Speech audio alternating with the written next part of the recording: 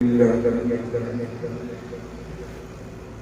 لله وكفى وسلام على عباده الذين اصطفى أما بعد فأعوذ بالله من الشيطان الرجيم بسم الله الرحمن الرحيم الذي يؤتي ماله يتزكى وما لأحد عنده من نعمة تجزى إلا ابتغاء وجه ربه الأعلى ولسوف يرضى وقال النبي صلى الله تعالى عليه وسلم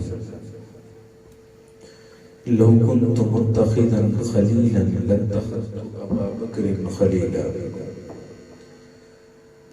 وقال النبي صلى الله تعالى عليه وسلم لا ينبغي لقوم فيهم أبو بكر أن يؤمهم غيره صدق الله العظيم وصدق رسوله النبي الكريم ونحن على ذلك لمن الشاهدين والشاكرين والحمد لله رب العالمين. تمام احباب محبت کے ساتھ بآواز بلند درود پاک پڑھیں. اللهم صل وسلم على النبي الأمي وعلى آله وصحبه. رب اشرح لي صدري ويسر لي أمري واحلل عقدة من لساني يفقهوا قولي. رب زدني علما نافعا يا رب زدني علما نافعا اللهم رب زدني علما نافعا. سبحانك لا علم لنا إلا ما علمتنا إنك أنت العليم الحكيم. میرے واجب القدر واجب الاحترام معزز دوستوں، بزرگوں اور نوجوان ساتھیوں، ہمارا یہ جو ہفتہ وار درس قرآن ہوتا تھا اسی کو ہمارے ساتھیوں نے ذرا اپ گریڈ کر دیا ہے. اللہ تعالیٰ ان کی ان کاوشوں کو، ان محبتوں کو سلامت رکھے. اللہ تعالیٰ سب کو اخلاص کی دولت سے مالا مال فرمائے. میری، آپ کی، سب کی حاضری کو اللہ تعالیٰ اپنے دربار عالیہ میں شرف قبولیت بخشے. معزز آمین، وقت کی نزاکت کو مد نظر رکھتے ہوئے صرف 2-3 باتیں آپ کے گوش گزار کرنے کی جسارت کر رہا ہوں، وہ بھی صرف اس نیت کے ساتھ کہ اللہ تعالیٰ صحابہ سے ہمیں محبت اور عقیدت صحیح طریقے سے نصیب فرمائے اور انہی کے راستے پر، انہی کے نقش قدم پر چلنے کی توفیق عطا فرمائے. معزز آمین، جو آیات طیبات میں نے آپ کے سامنے پڑھی ہی ہیں، آپ سب جانتے ہوں گے یہ سورۃ اللیل میں سے میں نے آیات تلاوت کی ہیں. اس کے بعد سورۃ ضحیٰ ہے. سورۃ اللیل کی آخری آیات میں اللہ نے سیدنا صدیق اکبر رضی اللہ تعالیٰ عنہ کی فضیلت کو بیان فرمایا ہے، اور اس کے بعد سورۃ الضحیٰ ہے. اس کے اندر اللہ تعالیٰ نے جناب نبی رحمت صلی اللہ علیہ وسلم کی فضیلت کو بیان فرمایا ہے. تو علماء نے ایک بڑا عجیب یہاں پہ نکتہ لکھا ہے. وہ فرماتے ہیں کہ اگر اللہ چاہتے تو سیدنا صدیق اکبر رضی اللہ تعالیٰ عنہ کی شان کو بعد میں بیان کر سکتے تھے. رسول اللہ صلی اللہ علیہ وسلم کا چونکہ مرتبہ، مقام، بلندیاں، شانیں، رفعتیں زیادہ ہیں، ان کا پہلے بھی بیان کر سکتے تھے، لیکن اللہ تعالیٰ نے پہلے سیدنا صدیق اکبر کی فضیلت کو بیان فرمایا، پھر متصلاً بعد جو سورت نازل کی ہے، جو رکھوائی ہے، اس میں رسول اللہ صلی اللہ علیہ وسلم کی فضیلت کو بیان فرمایا. اس کی وجہ یہ ہے کہ اللہ لوگوں کو، انسانوں کو بتانا چاہتے ہیں کہ اگر در مصطفیٰ پہ آنا ہے تو در صدیق سے گزر کر آنا ہوگا. اگر محبت نبوی کو پانا ہے تو محبت صدیق دل میں ہوگی تو پھر محبت نبوی بھی آئے گی، وگرنہ محبت نبی بھی کسی کو نصیب نہیں ہو سکے گی.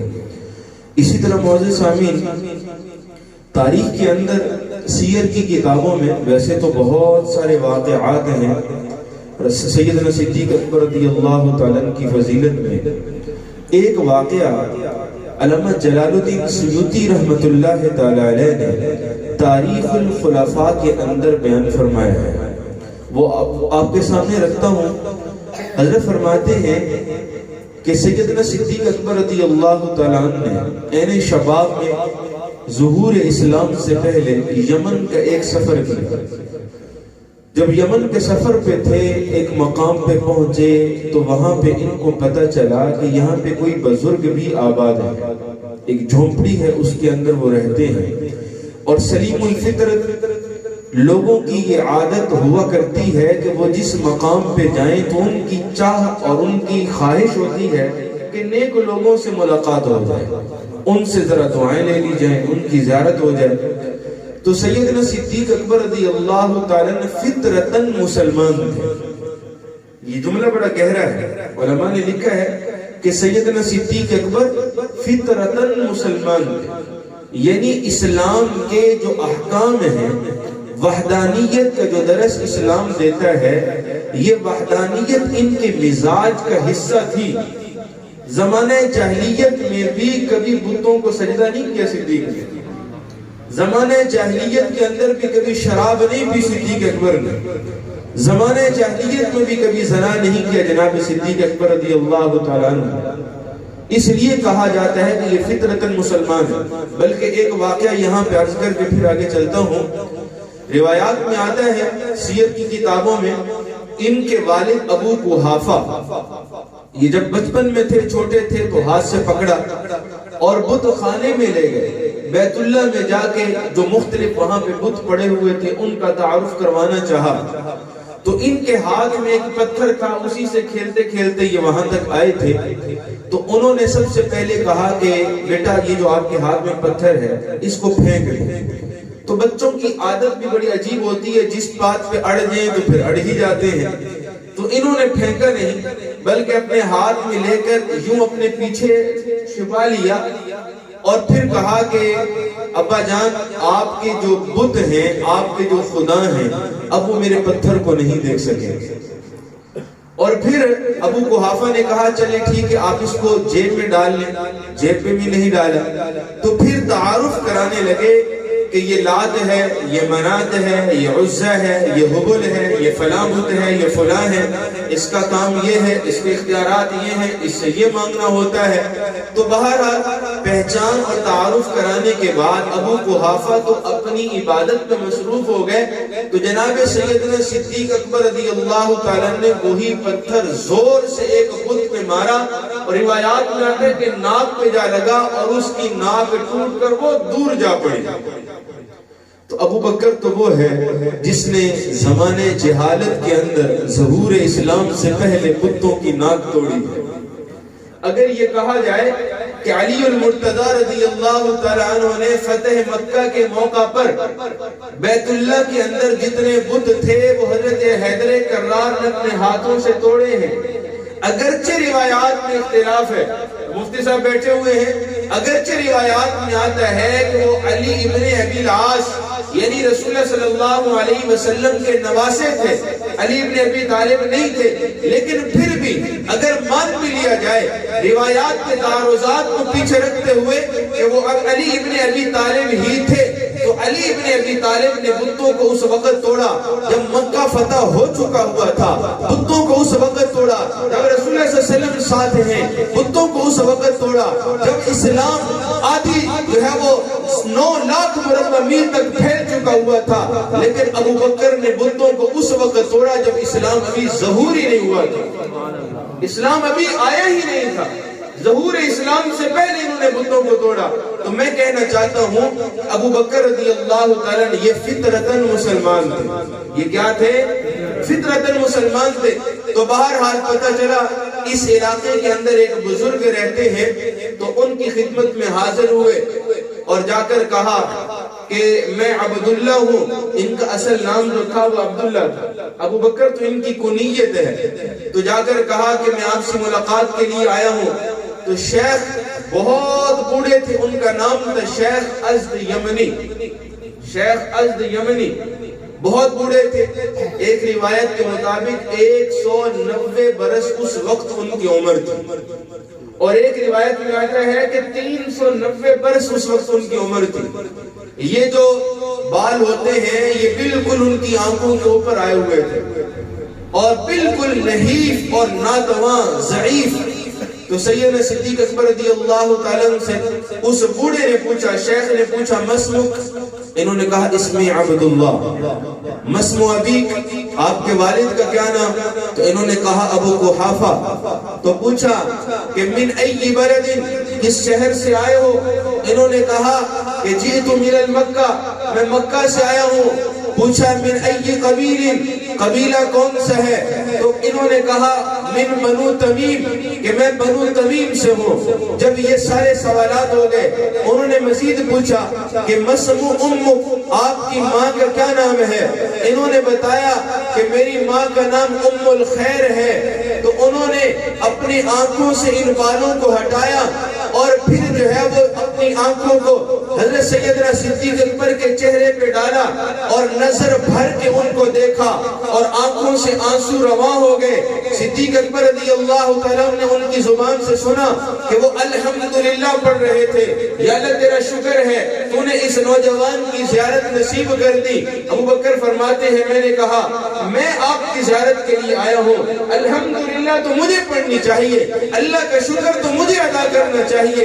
آپ مجھے دیکھ کے الحمدللہ کہہ رہے ہیں اور اللہ کا شکر ادا کر رہے ہیں. اس شیخ نے کہا ابو بکر آپ کو نہیں پتا میں کون ہوں؟ اس وقت میں 4 صدیاں گزار چکا ہوں، تورات کا حافظ ہوں، انجیل کا عالم ہوں، زبور کا عالم ہوں. میں نے اپنی پہلی کتابوں میں پڑھا اور یہ وہ زمانہ اب قریب ہے کہ آخری نبی نبوت کا دعویٰ کرنے والا ہے. جب میں نے اس کے اوصاف پڑھے، میں نے اس کے محامد پڑھے، میں نے ان کی علامات اور نشانیوں کو اپنی کتابوں میں پڑھا، میں نے اس کے یاروں کی نشانیوں کو بھی پڑھا. میں نے اللہ سے دعا کی، میں نے کہا یا اللہ میری عمر اتنی دراز کر دے کہ میں اس پیغمبر کا زمانہ پا سکوں، اس کی نبوت کا اقرار کر سکوں، نبوت کی تصدیق کر سکوں. لیکن پھر میں نے مزید دعا کر دی. میں نے کہا یا اللہ اگر میں اس نبی کو نہ دیکھ سکوں تو نبی کے یاروں سے میری ملاقات کروا دے.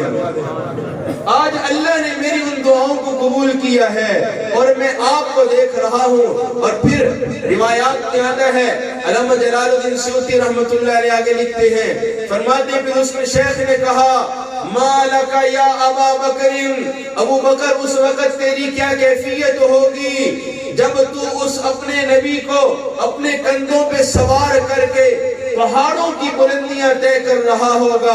ابو بکر اس وقت تیری کیا کیفیت ہوگی جب تو گود کے اندر اس کا سر رکھ کے اس کے چہرے کی تلاوتیں کر رہا ہوگا.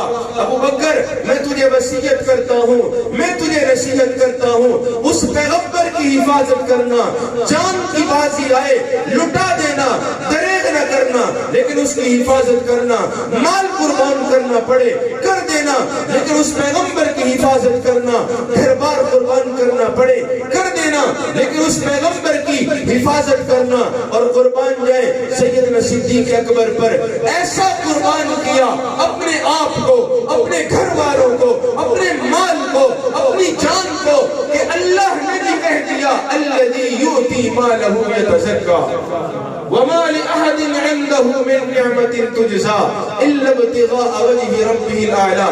یہ ساری کی ساری آیات جناب سیدنا صدیق اکبر رضی اللہ تعالیٰ کی انہی قربانیوں اور اشارات کے ذیل کے اندر اللہ نے نازل فرمائی ہے.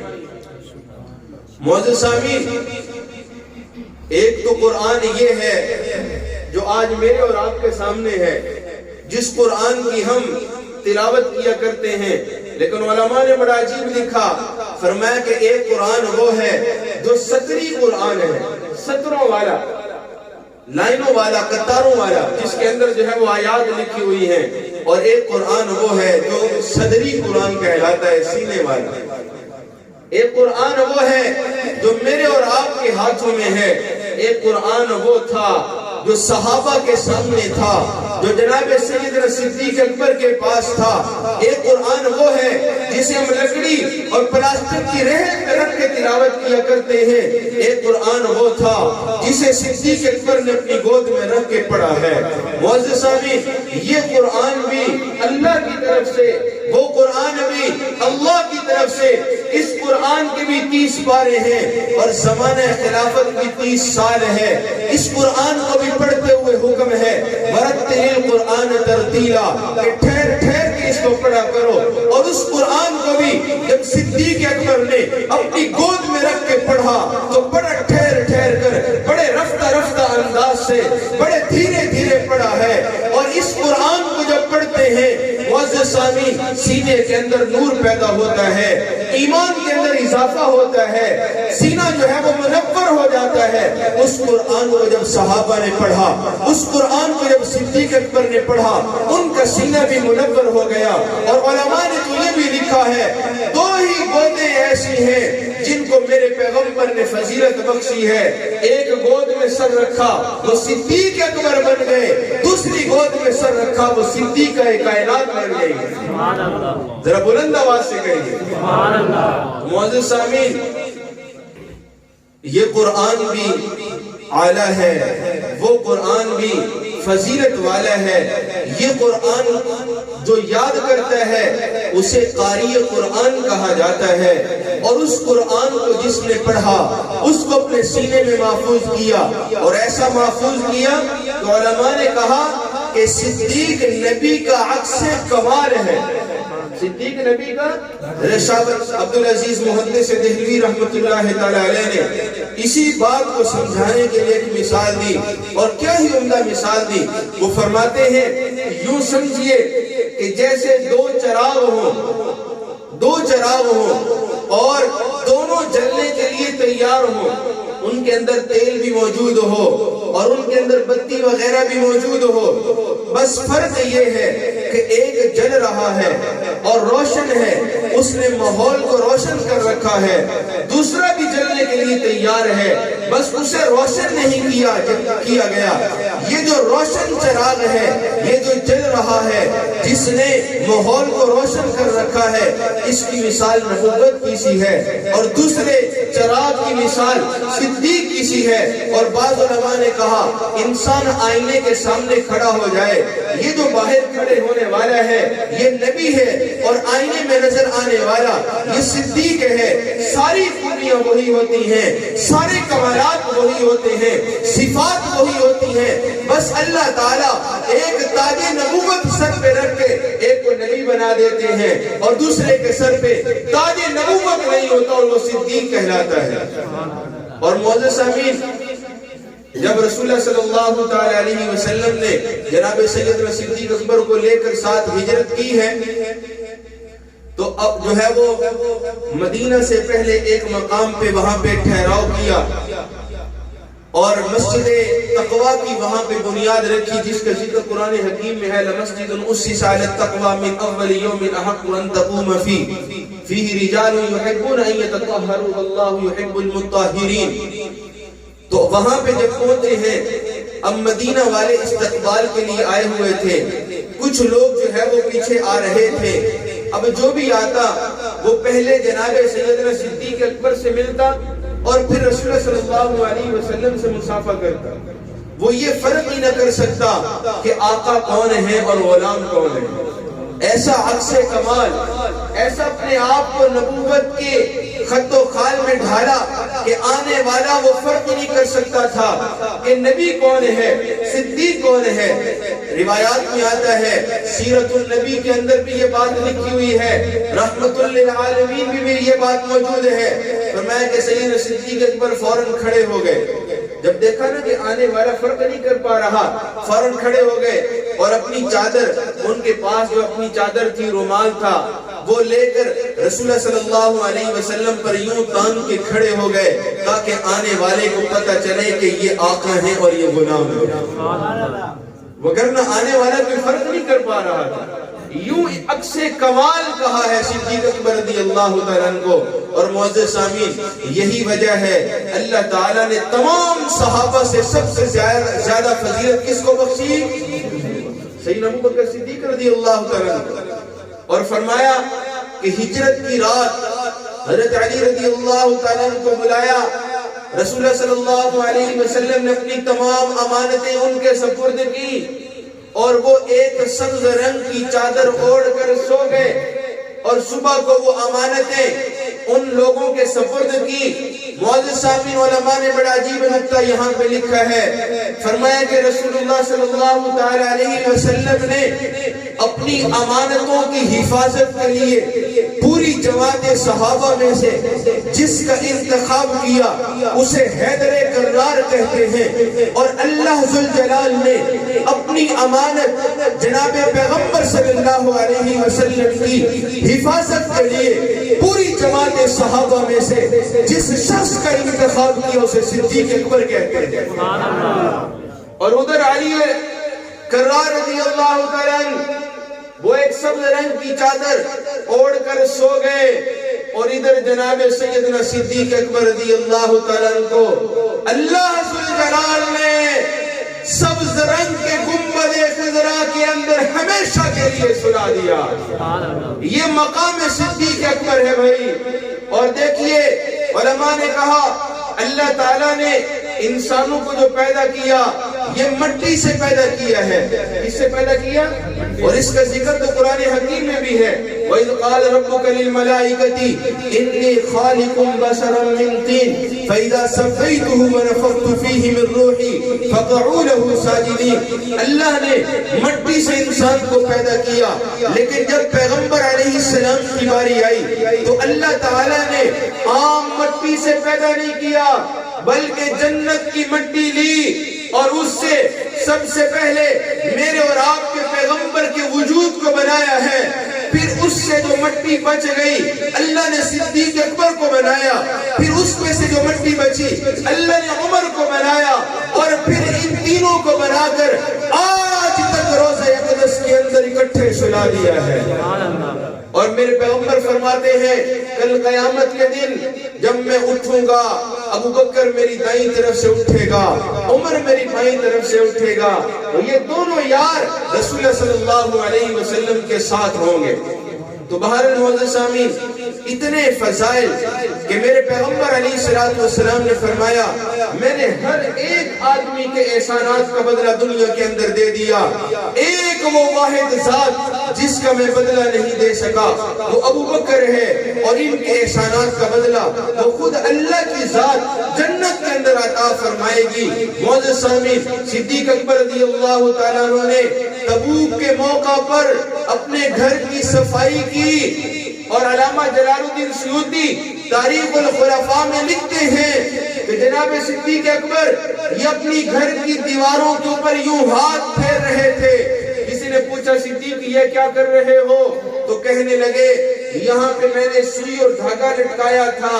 میں چاہتا ہوں کہ یہ سوئی اور دھاگا بھی اپنے نبی کی قدموں میں جو ہے وہ پیش کر دوں. اور جب معزز سامعین رسول اللہ صلی اللہ علیہ وسلم کی خدمت میں آئے ٹاٹ کا لباس زیب تن ہے حضور کی خدمت میں تشریف فرما ہے. جبریل امین علیہ السلام آ گئے. جبریل امین علیہ السلام کو رسول اللہ صلی اللہ علیہ وسلم نے دیکھا تو ٹاٹ کا لباس پہنا ہوا ہے. تو حضور نے کہا جبریل یہ کیا؟ تو جبریل نے کہا کہ یا رسول اللہ ذرا نظروں کو اٹھائیے آسمانوں کی طرف دیکھیے. رسول اللہ صلی اللہ علیہ وسلم نے جب آسمانوں کی طرف نظر اٹھائی 70,000 فرشتوں نے ٹاٹ کا لباس پہنا ہوا ہے. اور پھر کہا کہ یا رسول اللہ تعالیٰ نے بطور خاص ہمیں یہ لباس پہنوایا ہے اور اللہ نے کہا ہے جب تک صدیق اکبر کے بدن پر یہ لباس رہے گا تم بھی اسی لباس میں رہو گے. اور فرمایا کہ اللہ نے سلام بھیجا ہے کس کے لیے؟ صدیق اکبر کے لیے. اور اللہ نے کہلوا بھیجا ہے کہ صدیق اکبر سے پوچھئے کہ کیا اس حال میں راضی ہو. اللہ اکبر. اللہ پوچھ رہے ہیں صدیق اکبر سے کہ ذرا ان سے پوچھ کے بتائیے کہ کیا راضی ہو. اور یہی وہ موقع ہے کہ جب رسول اللہ صلی اللہ علیہ وسلم نے حضرت عمر رضی اللہ عنہ بھی تو بہت سارا سامان لے کے آئے تھے، اور عمر فرماتے ہیں کہ میں یہ نیت کر کے آیا تھا کہ آج میں صدیق سے بڑھنے کی کوشش کروں گا۔ اور معزز صاحب یہ فاستبقوا الخیرات کا عملی نمونہ ہے صحابہ۔ آج ہم نے جو ہے وہ گاڑیوں کے اندر اور جو ہے وہ پلاٹ، گھر بار، زمین جائیداد، مکان، ہم نے ان چیزوں میں مقابلہ بازی کر لی ہے، لیکن اللہ فرماتے ہیں کہ نیکیوں کے اندر مقابلہ کیا کرو۔ اب حضرت عمر فرماتے ہیں اس دن میں یہ سوچ کے آیا تھا کہ آج میں صدیق اکبر سے بڑھنے کی کوشش کروں گا، لیکن جب حضور کی خدمت میں پہنچے تو میرے نبی نے سوال کا انداز ہی بدل دیا۔ یہ نہیں کہا کہ کیا کیا لائے ہو، بلکہ پوچھا، ابو بکر سے، عمر سے پہلے پوچھا، عمر گھر میں کیا چھوڑ کے آئے ہو؟ فرمایا یا رسول اللہ آدھا آپ کی خدمت میں ہے، آدھا گھر چھوڑ کے آیا ہوں۔ صدیق اکبر کی بات میں ایک گٹھڑی سر پہ رکھ کے میرے پیغمبر کی خدمت میں آئے۔ اللہ کے نبی نے ان سے بھی سوال کیا، صدیق گھر میں کیا چھوڑ کے آئے ہو؟ صدیق نے کہا میں اپنے گھر کے اندر ترکت فی بیتی حبک و حب اللہ، اپنے گھر کے اندر اللہ کی محبت اور اپنے پیغمبر کی محبت چھوڑ کے آیا ہوں، اس کے علاوہ کچھ بھی چھوڑ کے نہیں آیا۔ عمر فرماتے ہیں اس دن میں نے یقین کر لیا کہ ابو بکر سے نیکیوں کے اندر میں کبھی بھی بڑھ نہیں سکتا، کبھی بھی میں ان سے آگے بڑھ نہیں سکتا ہوں۔ معزز سامعین، یہ وہ مقام اور رتبہ ہے جو اللہ تعالیٰ نے جناب سیدنا صدیق اکبر رضی اللہ تعالیٰ عنہ کے لیے طے کر دیا ہے، طے کر دیا۔ اور کل قیامت کے دن بھی جب مسلمان حوض کوثر پہ اپنے پیغمبر کے قریب آئیں گے تو پہلے صدیق اکبر سے ملاقات ہوگی۔ صدیق اکبر نے آگے جانے کا اگر سرٹیفکیٹ دیا تو پیغمبر سے ملاقات نصیب ہو سکے گی، مگر نہ وہیں سے واپس کر دیا جائے گا۔ اسی لیے میں نے ایک بہت بڑے اللہ کے ولی سے یہ بات سنی ہے، وہ فرماتے ہیں کہ غار کے اندر بھی دیکھا جائے تو پہلے صدیق گئے ہیں، وہاں صفائی کی ہے، پھر نبی آئے ہیں، تو کہنے لگے کہ ہمارا جو دل ہے یہ بھی غار کی مانند ہے، صدیق کی محبت پہلے آئے گی تو نبی کی محبت آ سکے گی، اگر صدیق کی محبت نہ آئی تو نبی کی محبت کبھی بھی نصیب نہیں ہو سکے گی۔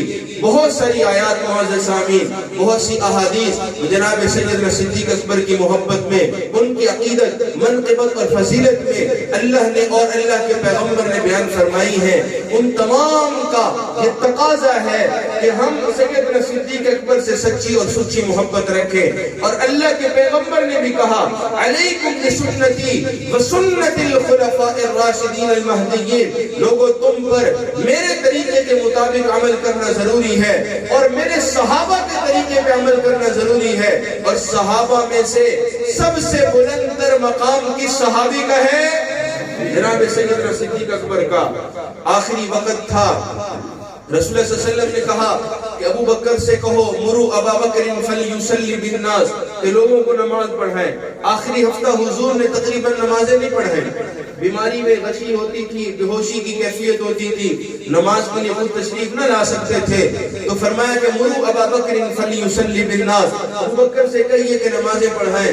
سیدہ عائشہ پاس تھیں، فرمایا کہ یا رسول اللہ میرے والد بڑے رقیق القلب ہیں، بڑے شفیق ہیں، اتنے رحیم ہیں، آپ نے اپنی زبان اطہر سے کہہ رکھا ہے ارحم امتی بی امتی ابو بکر، میری امت کا سب سے زیادہ شفیق، سب سے زیادہ رحیم وہ ابو بکر کی ذات ہے۔ وہ جب آپ کے مصلی پہ آپ کو نہیں دیکھیں گے، نماز پڑھانے کی ہمت نہیں کر سکیں گے، آپ کسی اور سے کہہ دیجئے، عمر سے کہہ دیجئے کہ وہ نماز پڑھا دے، عثمان سے کہہ دے، علی سے کہہ دے، کسی بھی اور صحابی سے کہہ دے۔ رسول اللہ صلی اللہ علیہ وسلم نے وہاں پہ بڑا عجیب جملہ ارشاد فرمایا اور عقیدہ بھی رہتی دنیا تک کے مسلمانوں کا بنا دیا۔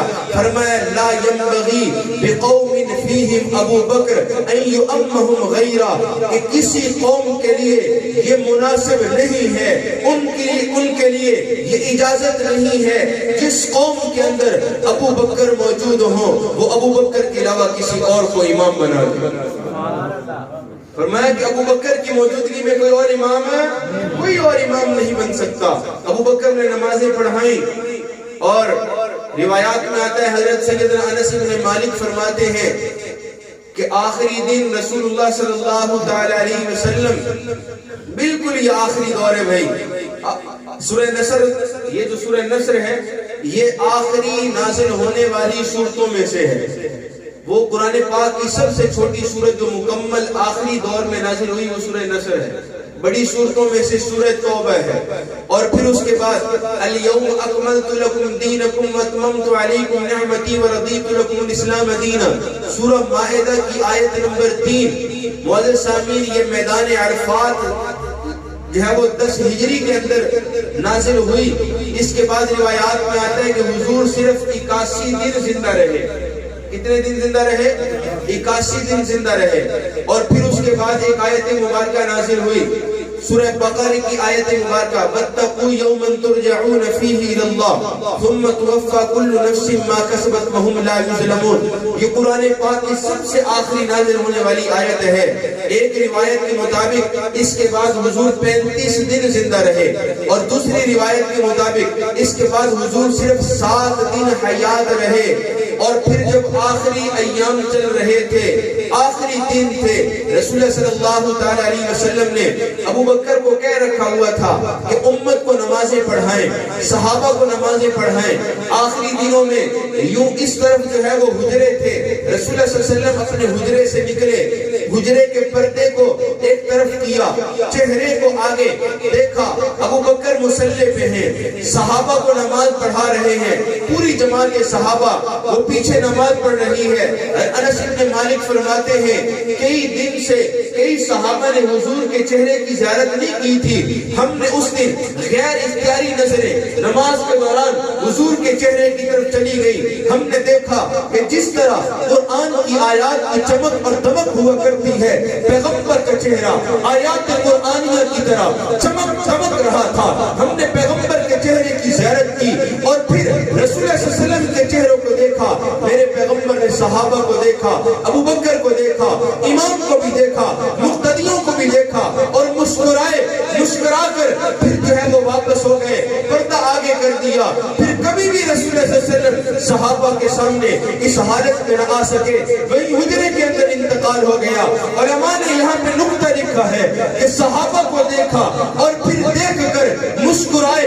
امام کو بھی دیکھا، مقتدیوں کو بھی دیکھا.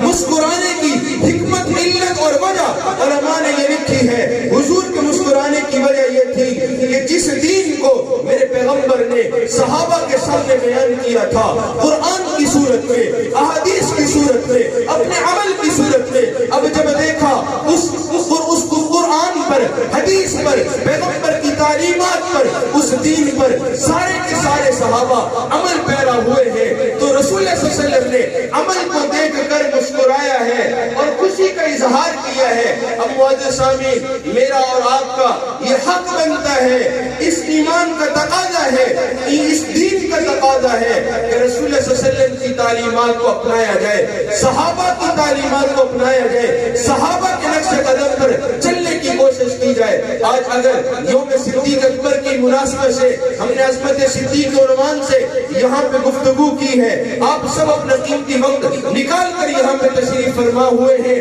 تو معزز سامعین، میرا اور آپ کا حق بنتا ہے کہ صدیق اکبر کی ساری زندگی کو پڑھا جائے اور اسی کے مطابق عمل کرنے کی کوشش کی جائے. یہ عمل کرو گے، صدیق اکبر کی تعلیمات کے عمل پیرا ہونے کی کوشش کرو گے. جس طرح صدیق نے اپنے پیغمبر سے محبت کی ویسی محبت کرو گے بھائی. جس طرح صدیق نے اپنا مال، اپنا تن من دھن سب کچھ پیغمبر پہ لٹا دیا، آپ بھی لٹانے کی کوشش کرو گے بھائی. اللہ تعالیٰ سے دعا ہے اللہ میرا اور آپ کا بیٹھنا قبول فرمائے، اللہ ہماری حاضریوں کو قبول فرمائے، اللہ تعالیٰ ذخیرہ آخرت بنائے. وما علینا الا البلاغ المبین.